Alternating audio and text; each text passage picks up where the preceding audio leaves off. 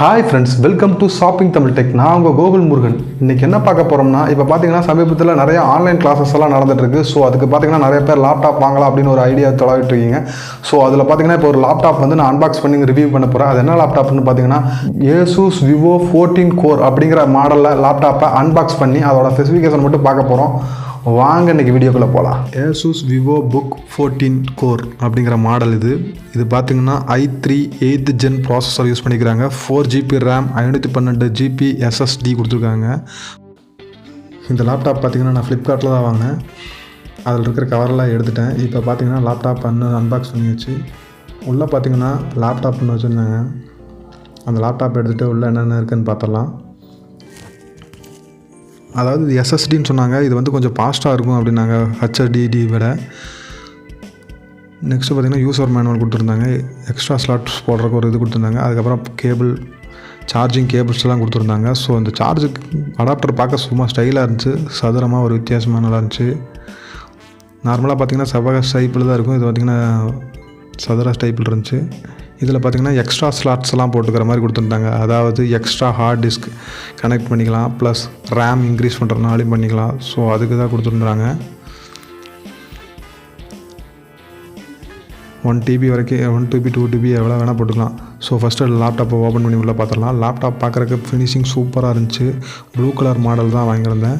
பார்க்கவே நல்லா இருந்துச்சு. எல்லா பக்கமும் பிளாஸ்டிக்கில் தான் பில்ட் பண்ணியிருந்தாங்க. ஆனால் பார்த்தா சில்வர் ஃபினிஷிங் மாதிரி நல்லாவே இருந்துச்சு. லேப்டாப்பை இப்போ எடுத்து பார்க்கலாம். லேப்டாப் பார்த்திங்கன்னா ரொம்பவே லோ வெயிட்டாக தான் இருந்துச்சு. ரொம்ப நல்லா இருந்துச்சு. எங்கேயாவது ட்ராவலிங்க்கெலாம் எடுத்துகிட்டு போகிறதுக்கு நல்லா யூஸ்ஃபுல்லாக இருக்கும். இதில் பார்த்திங்கன்னா USB 3.2 Gen அப்படிங்கிற போர்ட் கொடுத்துருந்தாங்க. அது இல்லாமல் Type-C போட்டு USB 2.4 கொடுத்துருந்தாங்க.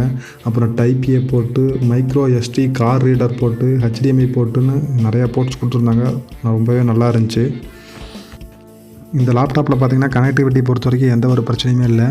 ஸோ இதில் பார்த்திங்கன்னா லாங் லாஸ்டிக் பேட்டரி கொடுத்துருக்காங்க. ஸோ அது இல்லாமல் பார்த்திங்கன்னா Windows 10 பார்த்திங்கன்னா லைஃப் லாங் கொடுத்துருக்காங்க. இதில் பார்த்திங்கன்னா கிளியர் ஆடியோ அவுட் அப்படின்னு சொல்லி ஒன்று கொடுத்துருக்காங்க. சவுண்ட் குவாலிட்டி கொஞ்சம் சுமாராக இருந்துச்சு, ஆனால் நல்லா இருந்துச்சு, கிளியராக இருந்துச்சு எல்லாமே. ஸோ இப்போ பார்த்திங்கன்னா லேப்டாப் ஓப்பன் பண்ணலாம்.